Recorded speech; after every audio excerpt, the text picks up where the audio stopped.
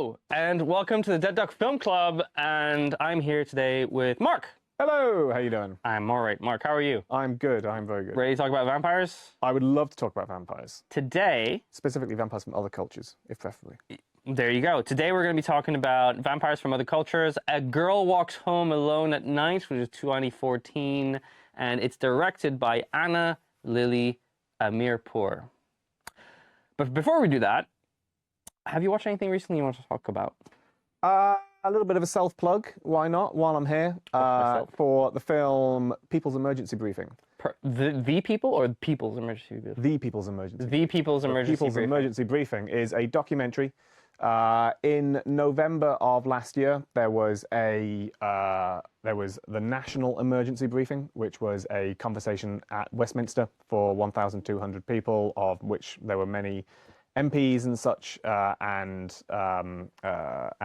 business leaders and that sort of thing, talking about the climate crisis. 10 different speakers coming from different areas of expertise, speaking about how the climate crisis is going to impact their line of work, or is going to impact all of us via their line of work, I should say. So there's a lieutenant general talking about the military impact. There were professors talking about food supplies and extreme weather and temperature and all that sort of stuff that you would expect, as well as economics and the bits which are more secondary and tertiary impacts. And the People's Emergency Briefing is a condensed version of that to help people to sort of get the basics of that and to know what to do with that information, how to respond to it. I think it's extremely important. It's worth watching, and it's worth watching even if you go to see it for free. There's plenty of free screenings going on around the country and community events up and down. If you have a little look, there's probably a church or a town hall or a community centre near you that's showing it. And it is somewhat terrifying to see people so clearly visualise and enunciate what seems like a vision for how this country might end if it was to end. Right. It's terrifying. What did you like about it? I liked that it was informative and that it actually sort of spoke from a position of authority. So often climate change is simplified down to like, it's going to get too hot and then everything's going to be on fire. And that's, I guess, because none of us have the vocabulary or the detail to speak about how it's going to impact different areas and how that will impact the next area and the next area, and it will cascade into a series of horrendous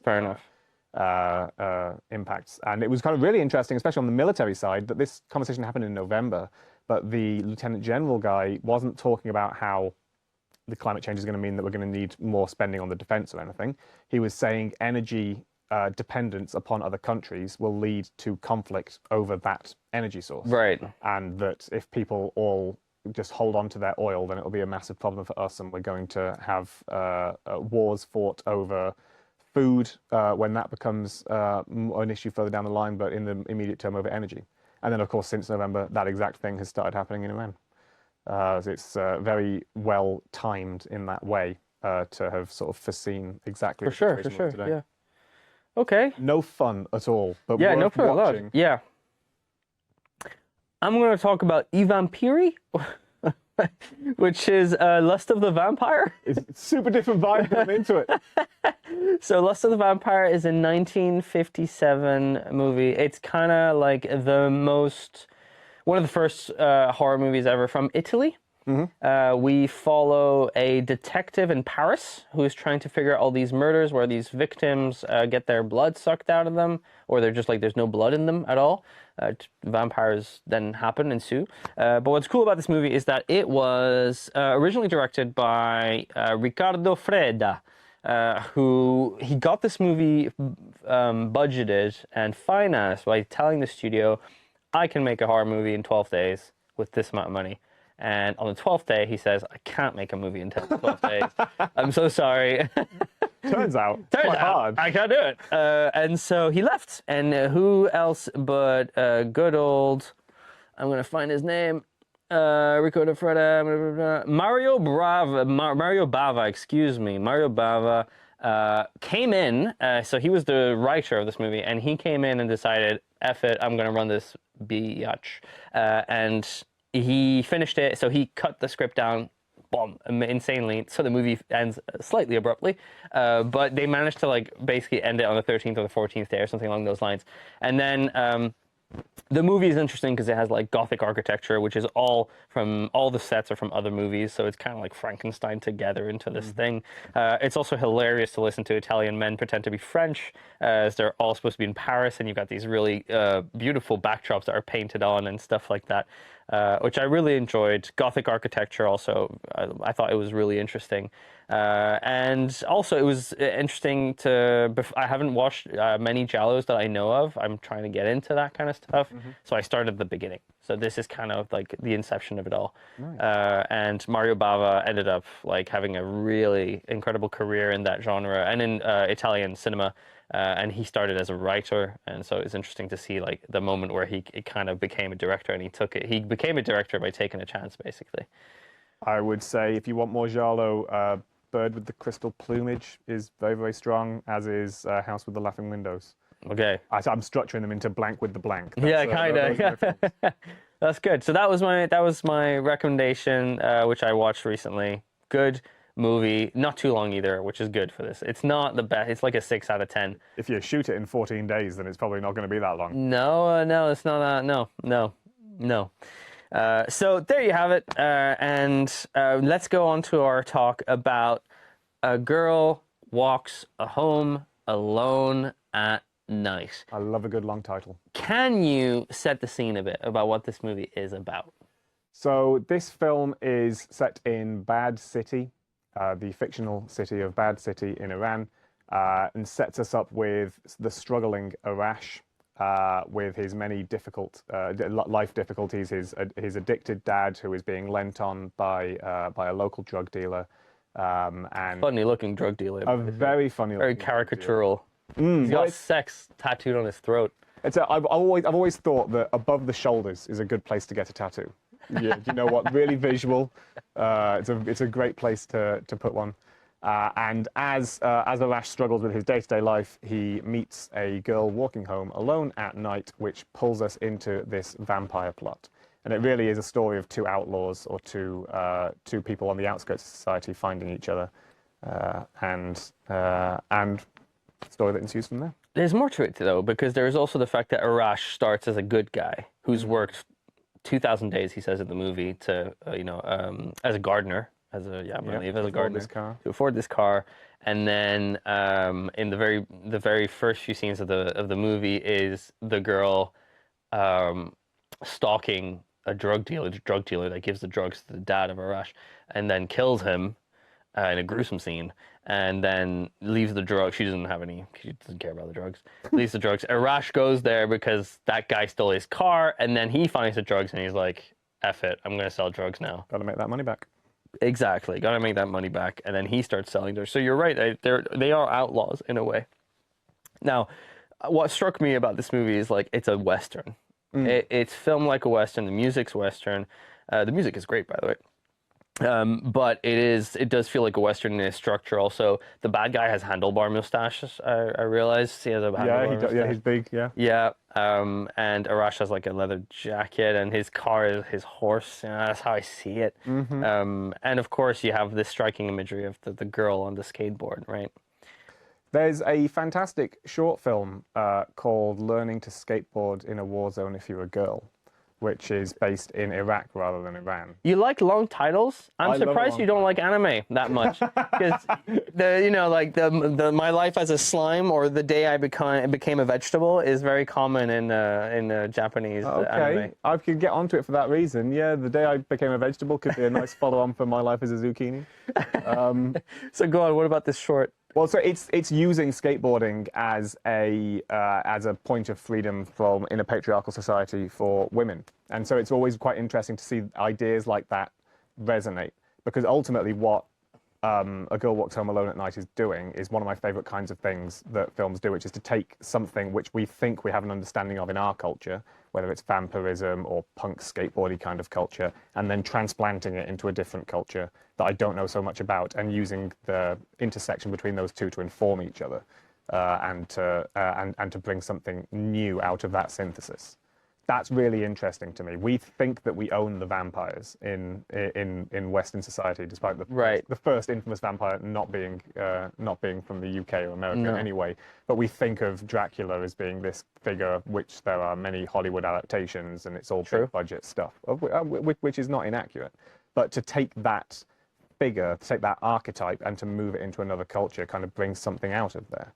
And so then you put this blood-sucking, corrupting figure into a woman in a society where women are so commonly oppressed, or sort of prevented from having their own freedom, and you can use it as a way for them to express that freedom and to, as you say, somewhat corrupt Arash in the process and change him from where he is.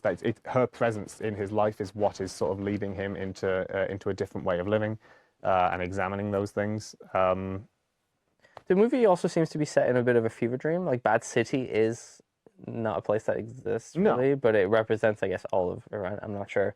And it has some weird stuff going on. First of all, there's no police. Don't know what that's about. No order. No order. It seems to be a complete... free-for-all. Yeah.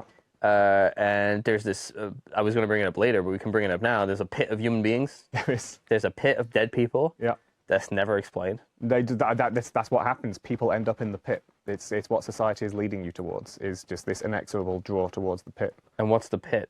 It's what happens to people on the outskirts. It's that we're in a society where there doesn't seem to be any law and order coming to defend everybody. Yeah. The thing that's going to draw you in is the pit, and that's where people are going to disappear. It's a little bit like when you hear about... infamously in Mexico, which has some similar sort of difficulties with the absence of law and order being particularly well enforced. Yeah. There will just be walls papered with wanted posters for kids, and you just know that there's a good chance that 90% of the people on that wall, they're just gone. Not around, They've ended up in the pit. That's what happens. That's how you when there's no structure to defend people. Let's talk about our director here, Ana Lily Amirpour. So it's actually interesting because she made a short, which is this movie basically, and she made that as a short. Like most first-time directors, actually, they kind of end up with a short that becomes a full feature. Did you know that she actually made that into a full feature through an Indiegogo campaign? No. So the whole movie was financed by an Indiegogo campaign. There you go. Indiegogo campaign for $59,000. Wow, that's the. So I don't know if that was the full actually, but it was like the catalyst. It seems is that they were able to get $59,000, and I could believe that it was made for $59,000 potentially. It is a very some favors. Got a beautiful low budget film. Aesthetic to it. It does. It does. It was filmed on film. That's also interesting. She wanted Sheila Vand. So Sheila Vand is our main character. She plays the girl. And her and Sheila are both first generation immigrants. They're not from those countries originally. Their parents are from those countries originally, and then they are American technically. And they filmed this in California. And it was also very interesting listening to interviews where Sheila was basically talking about the fact that like she was a bit unsure about it because she had a bit of displacement issue of like, where do I come from? I live in America. My parents are from Iran. Something I can very much understand. And also filming a movie in Farsi, and what does that mean? And apparently that wasn't too hard actually to film, to write and to make a movie in Farsi is like, there's no big deal. But it is interesting, I think, to think about doing that itself. So there is something in that archetype then of the vampire, the outlaw, who's sort of drifting through society, and there are so many kind of like vampire drifter films out there in like a near dark kind of a sense. Where that becomes, in an extent, an identity that's more easily, or it could be potentially an identity that's sort of easy to sort of accept as your own. Yeah. I once heard a comedian whose name I forget talking about being an immigrant from Pakistan to London and saying that he'll never feel Pakistani enough, he'll never feel English enough, he'll never feel white enough, he'll never feel Muslim enough, but he'll always feel like a Londoner. That's an identity that he can really hold himself onto. That's pretty good. That's an identity that no one's ever going to take away from him. I like that. Yeah, that's good. It seems like vampire could to have something that's like that. I'm nothing but a vampire. Is that what you're Right. saying? That's like that's something which is internal. To be this drifter, this outlaw, to be this person who's sort of like outside of other people's cultures and is passing through. Yeah, that's interesting. Did you know where the idea for the movie came from? No. So, sorry. I know where I think the idea for the movie came from. Okay, where do you think the idea came from the movie? There's an element of the vampire in the veil. There's in the veil that she's wearing, and as soon as you see that image, it's so striking. Yeah. It so immediately brings the imagery that we consider to be classic vampire iconography 100%. transplanted into a new space, and it to me seems like the catalyst for the film. You'll be right. Actually, Ana, I'm going to call her Ana. Ana actually put one of those on, and she was like, I look like a vampire. And then she's a skateboarder. Like, she's a long-time skateboarder. She got on her skateboard, and she was like, this looks sick. Vampire skateboard movie. Excellent. I mean, it makes a lot of sense. Yeah. And starting a film from the position of building an iconic image is something which is... dangerous, surely. Absolutely. Yeah. Commonly, when you hear that being described about a film, it's not said in a positive light. No. I'm thinking about, I'd heard people say that about the film Revenge, the French film Revenge, where there's an image that the main character ends up with that feels a little bit like a Halloween costume that has been put together. And it kind of seems like that's where the film starts from. It's like this, what we're trying to do here is to build this. Is this a Claudie Falchat movie we're talking absolutely. about? Yeah, 100%. And when I heard it said there, it felt like a negative to start with striking iconography. Yeah. Whereas when I heard it said in here, or Assassination Nation even, which has a similar kind of idea to it, where eventually it's building to this kind of iconic figure in the four girls, then it feels like it is some kind of like anarchic punk spirit. And in a way, all the Marvel stuff starts with the same thing. It starts with a striking costume. Yeah. And then it kind of builds from there. And you go backwards. So it's such as the ephemeral nature of film, I guess, that it's difficult to say what's going to what comes first. Yeah. Yeah. So she saw that. She's like, I'm going to make that. And she actually is. She stands in for like most of, if not all of the skateboard scenes in the movie. Excellent. Because the main character did not know how to do that. So Amirpour said it was the first Iranian vampire western. I'm going to give it to her. I think it is the first Iranian. Until I can name another. Yeah. And what else can we talk about? Yeah, it was set in fictional Iran. And she said that the most politically charged element of the film isn't the chador, which would be our main character, Ashad, we just said, Ashad. Alash, sorry. It's the rockabilly character. Do you know who the rockabilly character is? I think she's speaking about, it's one of the gay characters. It's not okay to be gay in Iran. The character who moves through the film is a quiet observer. It's the film's most direct political statement. Depending on who you are, I guess. It depends on what you think of those scenes and stuff like that. But, yeah. Any film, it brings to mind, It Was Just an Accident, which released last year. Yeah, okay. Or earlier this year, where there were many shots within that film of women not wearing veils. That's true. As part of it, and that was an extremely political thing to have done. Yeah. To have shot that I mean, the whole movie is a political... I mean, indeed, extremely, extremely. But it's fascinating to get these kinds of insights into a different culture via the things that you don't even really think about as a taboo or a political statement. I didn't even notice when I first watched It Was Just an Accident that there were characters who should have been, quote unquote, wearing a veil who weren't. And it's only reading about it later that I realized what a statement that is and what a bold thing that is to do. From within Iran. Of course, this isn't shot in Iran. No. But it's supposed to take place in Iran. Yeah, for sure. Absolutely. Yeah. Bad city. And I guess California, it helps the black and white. I think black and white helps, I guess, to make us believe that it's in California. But I thought it might have been it was in Iran. I thought it was in Iran. I thought it was shot in Iran. Absolutely. Yeah. Although that's probably impossible now that I think about it. Would you throw this one into the let the right one ins of the world, I guess? Yeah, I mean, definitely. It feels a lot. I mean, there's the interesting comparison to me is with Humanist Vampire. Oh yeah, Humanist. Which is also, I mean, let the right one in is as well, where it's like these two outsiders who feel like they're alone, finding in each other. It feels like that's something which a vampire narrative is capable of doing very, very well. Humanist Vampire and Let the Right One In, I prefer those to this movie, and I'm trying to figure out why. And I think it's maybe because it's not as stylized in terms of like the artsiness of it all. Yeah. I think this movie is a lot more artsy, and there's like these long shots, and I think I was kind of disconnecting a bit. I understand that because it's a visual film. Yeah. And it's a very slow-paced, Yeah. moody. I mean, it's Bad City. It is moody and atmospheric in its nature for how it's set up. And I think it was a bit more confusing what these people were kind of aiming for during the movie, I guess, like their what their drive was. I'm thinking Let the Right One In, there was like the bullying stuff going on, and she wanted to protect them, and they became a bit of a weird couple.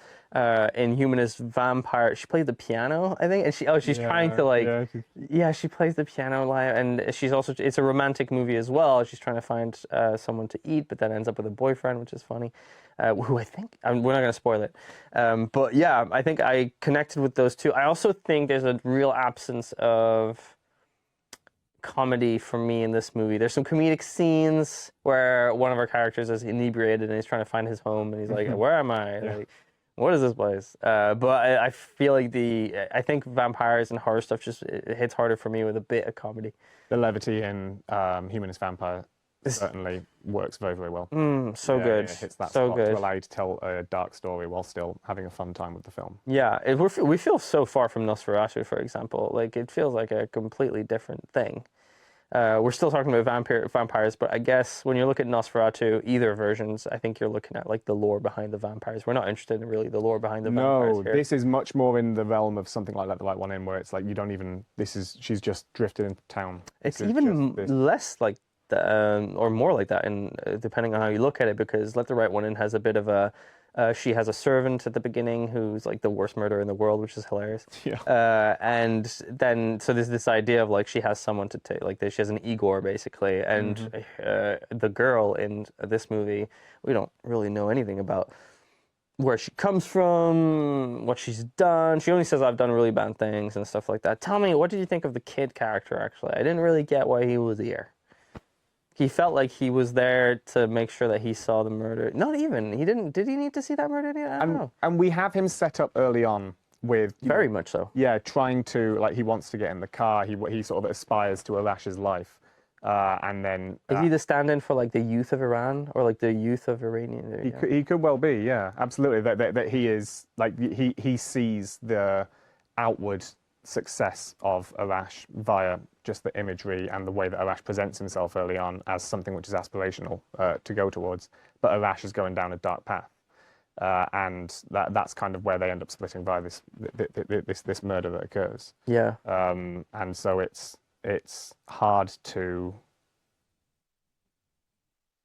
Hang on, wait, I don't know what I'm saying here. The kid. Wait, give me a sec. Well, I actually, I wanted to ask you about this kid, of course, that we need to talk about, but also good old... Where did I put that question? It's right here. Mark, would you let yourself be seduced and eaten alive by the girl? So, vampire films are always going to have the element of seduction in them. I guess they're very like sexy. They do. It's a sexy thing. I remember going back to watch the Christopher Lee Dracula film. Oh, you have? I have. Have you Wow, seen it? no. It's worth a lot. I think he's in a few, or he has been, yeah. He was in a number of the Hammer ones. Yeah, there you go, yeah. Yeah, so I've seen the original one of the Hammer ones that he did, rather than the original Dracula. But obviously limited by what they're able to do in the time period. Yeah, sure. There's only so much that they can show. But the way that people react to him, it's just like the vampire enters the room and everybody goes, Jesus, take yourself seriously. What are you doing, man? There are women here. Like, people just like. Well, because he's supposed to be deemed super attractive. Oh, just like his presence is this incredibly outlandish and outrageous thing. Just like just in who he is. Yeah. That feels like how vampires are framed within that world. And so, would I let myself get bitten by a vampire? I don't think you have much of a choice. It's their choice, really. Well, the good ones will let you choose, basically. It seems that some of them will ask the question. And Yeah, you know, to become a vampire. And I Yeah. don't believe she bites him at the end, does she? They just kind of ride into the sunset. they go up into the sunset with their cat in their beautiful car. Very good scene. Amazing cat actor in this movie. Phenomenal cat. Phenomenal cat actor. Stays right where he needs to be. There is this. It's also interesting how there's like this scene where he's like, "I brought you food. Here's a burger." And you're like, "Are we in Iran right now?" Yeah, although there's a lot of roadside burger cafes in Iran, and not in Hollywood, in California. Yeah, definitely not in California. No, and they get like the biggest, weirdest burger, and she's like, I'm not into food, obviously, but it's not a burger. And I think Let the Right One In has that. They did that a bit better, where she is hungry all the time, but she can't eat food, and there's like grumbling of the stomach, and she's so hungry and all that. It's more sort of explicit in Yeah. Let the Right One In, and Yeah. a lot of the stuff in A Girl Walks Home Alone at Night is underplayed. It's downplayed and allowed to be. the romance is more. Yeah, absolutely. It's all somewhat more quiet Yeah. and slow, and that kind of that to me allows you to sort of impose yourself upon it more clearly because it's not so specific. It's that classic thing of when something is so broad like that, it allows you to impose yourself upon it. You can find yourself in a story that has. Fair enough. Yeah. Yeah. Did you know that Anna? She hasn't, not to say she doesn't do good work or whatever, but she has done work recently, but not as much as I thought she had. But she did do something interesting. She directed an episode of Cabinet of Curiosities by Guillermo del Toro. So I need to watch that. I've also not seen it. But I saw the trailer and I was like, oh yeah, it's shot pretty much exactly like A Girl Walks Home Alone at Night. Is it? Yeah, but you've got like bigger Hollywood actors in it, basically, which I thought was interesting. There's a big Hollywood actor in this, Ranjit from Ranjit from How I Met Your Mother. Let's go. Absolutely. I knew he looked familiar. Mm-hmm. Do you think it's? I kind of like the idea that Ranjit is actually a prequel. Like How I Met Your Mother is a prequel to A Girl Walks Home Alone. Before he developed his habit. Before ICE kicked him out. And see, that's how it goes. Yeah. Like before the government kicked him out, and then he had to go back to his son, and he developed a habit taking drugs. It's a hard life. It's a hard life for Ranjit. Yeah. Cab/limo driver. Yeah, absolutely. Anna also mentioned in interviews that she wanted to make a movie that wasn't about suffering. She was like, all the Iranian movies are about suffering and stuff like that. I wanted to do an Iranian movie that didn't have to do with like that kind of stuff. That's interesting because I'd say there is quite a lot of suffering in this film. Wow. Specifically with Ranjit, with Arash's dad, through his addiction and the addiction that he then tries to force onto others later, and an especially difficult to watch scene. But there's a lot of suffering within that within that context. And then of course there are murders in it. There are vampire murders in it. Don't you think it's interesting that I'm gonna have to call him Ranjit? So the dad is seen as a burden during the whole movie to our main character, the main guy, and he's like obviously taking drugs and stuff like that, and he's a massive burden. It is how the movie kind of pictures him, a massive burden for our main character, and then she kills him. Spoilers. She kills him, and then it's like kind of like. He doesn't want to accept it, but in the end, he does accept that was the best thing to happen. They write out in the stunt, and they're like, does he accept that was the best thing to happen? I'd say that conclusion's played very ambiguously due to the form of the film. Yeah. Where it seems like he's going to leave for a moment, and he doesn't, and they do leave together, as opposed to him walking away from that relationship as a result. But the clarity on whether or not he sort of accepts this or is trying to push against it it's open-ended. Open-ended. I would say in that death, after the screening, I said to you that I think that there's a lot of similarity between the death of that character, the dad, and a scene from Gone Girl. Okay. Where the way in which that murder is shot. Yeah. Minor spoilers for Gone Girl. Yeah. There is a comparable murder with Neil Patrick Harris's character getting killed, which has that sort of pulsating edit and heavy music, so as we sort of flash into different angles, pulse into them, really sort of fading in and out very quickly as the murder occurs. And I wondered then, is that one that was influenced by the other? So yeah. Having looked into it since, they released in the same year.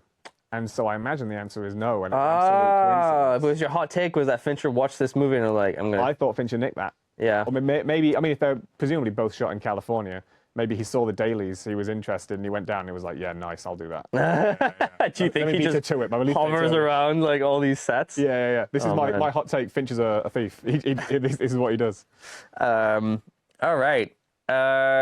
So yeah, what review did you give this? Actually, do you remember? Give it a 4. I think 3.5. 3.5. I think 3.5. I gave it 2.5. Ah, okay. Yeah. So tell me why you struggle to engage with it. I think I'm still kind of figuring out how I feel about artsy movies and movies that are maybe not so clear. And I usually do okay with them. For me, this one, I thought there was some really long scenes. I'm thinking about the most beautiful of them being like the dancing or the one where they have the disco ball. I really like that scene. But everything else seems a bit drawn out. I had a hard time with the kind of... that's also why I don't like Lynch movies, I think, is like except Mulholland Drive. This world that they live in is also kind of a fever dream. The main bad guy is caricatural in his looks and in his behavior. It's kind of textbook, and I didn't think there was much depth to it. I wanted to know more about her. I wanted to know more about him, potentially. All the stuff that happens at the nightclub, I didn't really have any interest. There's a prostitute also. And there's this kind of idea like the vampire protecting the prostitute. And I was just like, okay, yeah, I wasn't, but she was rejected by the prostitute. I didn't love it. I was more interested in her and him, in the let the right one in kind of way, than I was about everything else going on around them, really. And I found it long. Is it a lack of focus in a narrative, or is it an absence of a clarity in a narrative that you think you're struggling with there? I don't know. It might be just my lack of focus, and I'm working on it. But no, I would say, I don't know. I would say, why did an hour and 40-minute movie feel like 2 hours and 40 to me? That's kind of how I feel. And there's also this aspect of like, I didn't love our characters, so I didn't really root for them as much. But that being said, I loved Marty Supreme, and our main character is like an absolute asshole. So I was like, I don't know. But I wouldn't watch it again. Put it that way. And I was surprised by my reaction because actually, on Rotten Tomatoes, I believe this one is like, stratosphere levels of percentages here. Well, let's do a Rotten Tomatoes game. Let's have a quick look at that. Like, I'd be curious what you think this one, because on Letterboxd, this one is really well reviewed, right? Like, this is very popular. I haven't checked that out, but that makes sense. I could imagine that. Because there's definitely with a film that is, when you say artsy, that is probably how I imagine a lot of people would sort of think of this film because of the low budget aspect to it. Low budget, black and white, gorgeous photography, somewhat slow pacing. But those are the elements that I enjoy, but I can see how they are off-putting. I can see how it's difficult to engage with something which is like slice of life and very, very gradual. And there are films like that do very well on Letterboxd, which I also enjoy, but other people like. So I'm thinking like Perfect Days, the Japanese film recently, if you saw that. Love that movie. But so, okay, that's a very, very slow, somewhat aimless film, just like allowing you to explore this guy's life. And it doesn't tell you much either. No. Perfect Taste just kind of follows. He has some family issues. Toilet cleaner. Yeah, maybe I think toilet cleaners are fascinating. So that's why I was like, this is kind of cool and very believable. And I just, it's a mindful movie. I think A Girl Walks Home Alone at Night also for me has a lot of like stuff. I wouldn't say crammed in, but I felt like I was going down the list of things that shouldn't be in an Iranian movie, or you wouldn't expect from an Iranian movie. We're going to put them here, right? Is that not in itself a purpose? So when you mentioned the saving of the prostitute, this is then like this is like this outlaw character. Prostitutes in general. Prostitute, yeah, sure, drugs, absolutely. Gay characters. Nightclubs, female sexuality in the girl who lives in her parents' house and she goes out. That queer characters. Girl wearing the whole thing being a vampire, girl skateboarding, the kind of stuff you wouldn't expect from an Iranian movie is like all in there. Yeah. Maybe I would have liked to focus on like pick one. Right. You want to focus down rather than being sort of broadly iconoclastic. Yeah, I think so. I think every scene was kind of like, let's tick this off a bit. Okay. Interesting. I guess I find that to be, it's really interesting then to have shot something like that in California and then to have transplanted it into Iran. It is taking all the things that are acceptable in this new culture for a director who is as a new culture in the country in which she lives as a migrant, and then sort of she is reflecting on her on the country of her parents. Yeah. And the culture that she could have been born into, Yeah. and is juxtaposing those things, Yeah. and then casting basically herself, if she's doing the skateboard, They look herself, very similar. as this outlaw who is driving some of this behavior or putting her thumb on the scales in some of this behavior, who's looking after the prostitutes, who's killing the drug dealers, there's something in there that I find quite interesting. I also think it's very ballsy to make a Yeah. movie about a culture that you didn't grow up in that country of. Like, I'm just thinking, I'm half Irish, right, by blood, I guess you would say. If I made a movie about Irish culture, I think I'd be way out of my depth. So I think there's a lot of balls to make a movie like this. No, I understand that. That's fair. Does that make sense? You don't want to come across as somebody who is outside, sort of criticizing. Yeah, that'd be even worse. Like, if I was to make a movie about like criticizing, Irish government or Irish religion, really, and like the oppression of the people through those means. Oh, I'd have to do some research, if that makes sense. Growing up in a non-religious family, I'm just casting myself here. Like, how would I handle that? I don't know. But yeah, very ballsy. So we've got critics' reviews and audience reviews. Let's start with critics. What do you think? What do you think's higher here? What do you think? I'm going to say critics for sure.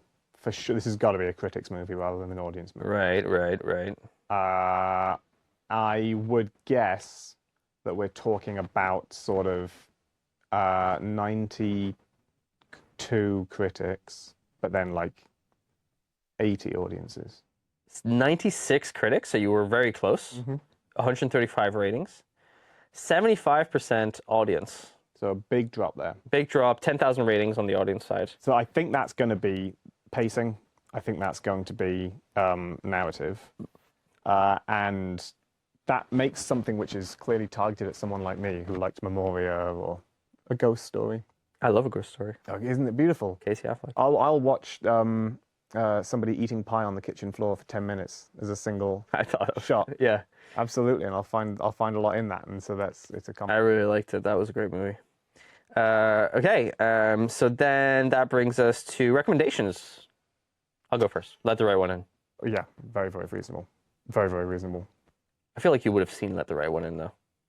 I'll do the other one. I'll do A Humanist Vampire. Different tone, though. Humanist Vampire is kind of actively comedic. It's so comedic. Yeah. You're right. Absolutely. I think yeah, okay, right. But it's not to say that it's bad. No, it's telling the same story from a different lens, isn't it? It really is. It's two people as outsiders finding each other. We could talk about Raw also, Julia Ducournau's Raw, where it's about a girl who's kind of out of her depth in a place where she's not necessarily fully welcome, and that there's hazing cultures. I'm not saying that's what happens in this movie, but they kind of like an outsider kind of point of view, and she's not necessarily a vampire, but she does like meat. She does. She enjoys that meat. Well, I would go for, if I want to have a like moody, atmospheric, black and white kind of a film. There you go. Then I'm going to go for a film called Citizen Saint.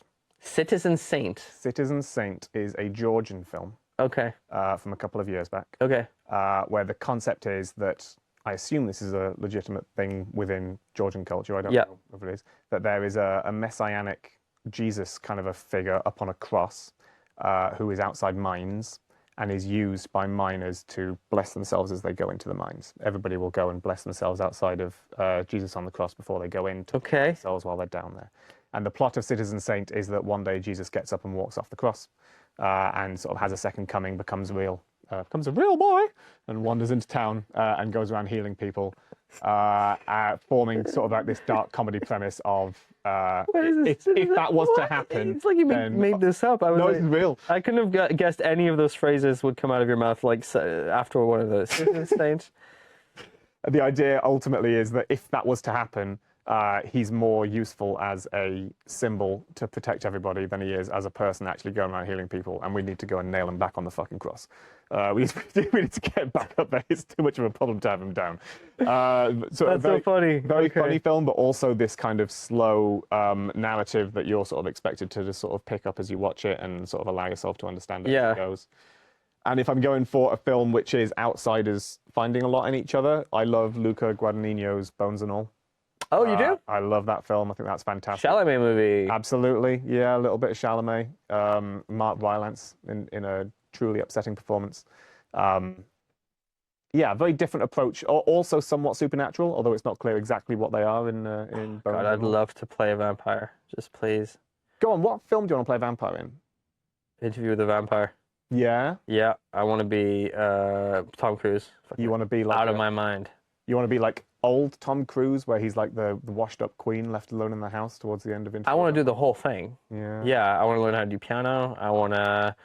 or Antonio Banderas with his gang of vampires in the catacombs of Paris, or is it Barcelona?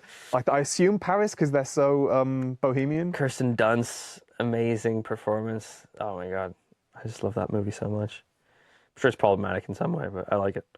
Good. Tom Cruise famously hated acting on that movie. He said the lenses. I hated the lenses, and you can tell his super wooden performance, and he's like crying through his eye lenses the whole time. But Tom Cruise gives it his all, and I love it. Can't wait for Digger this year. Digger with Tom Cruise. Have you not heard of this? You may have mentioned it before, but go ahead, explain Digger again to me. Digger is a drama made by the guy who made The Revenant, which doesn't say much, but it's a movie about a super rich guy played by Tom Cruise. Tom Cruise is in a fat suit, he's bald, and hilarity ensues, I think, but also drama. There you go. That's all. So I'm assuming this is a sequel to his character from Tropic Thunder. Yeah, 100%. Like, oh, he's bald? Oh, he's fat? Does he have massive hands? Like... Because that's Tropic Thunder. I need that movie so bad. Anyway, that was it for our good old A Girl Walked Home Alone at Night. Would you watch this again? I have multiple times. This is the kind of film that I would put on in the background and not zone out to, not be on my phone for or anything, but just kind of like allow it to wash over me. It's one of the soundtrack you mentioned briefly, but we should really talk about it because it's such a, again, iconoclastic soundtrack for an Iranian film. It's not what you would expect. Are those all Iranian songs? No, I don't think so. There's all kinds of stuff in there. Like it was all, But they're all Middle Eastern.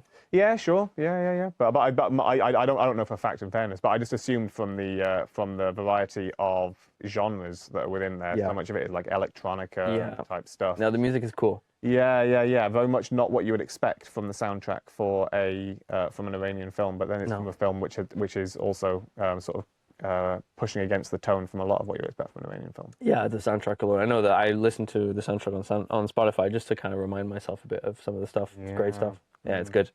Would you watch it again? No, I'm good. No,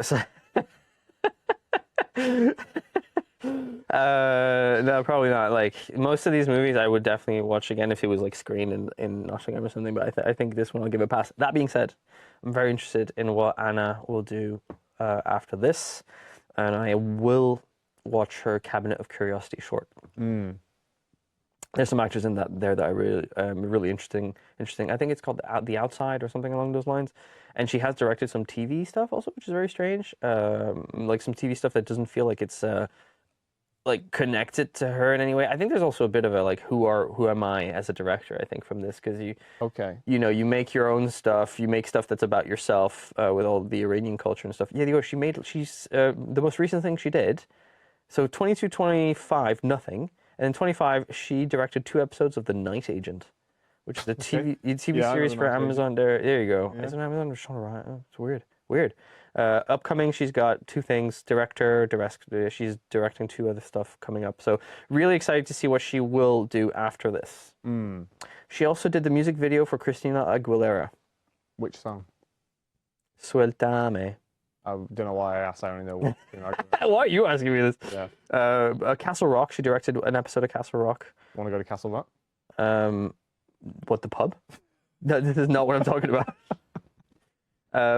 But yeah, it's fun. Also, it's interesting that she, her original short, she did A Girl Walks Home Alone at Night, and then she was upset because she had to change her main character, and she got another person to do the main character, and then she got the main character back for the main movie. She wrote it for her. Ah, okay. So I remember. But yeah, cool stuff. All right, that's our episode on A Girl Walks Home Alone at Night. Thank you, everybody. And we will see you in the next one. See you in the next one. Bye. Bye.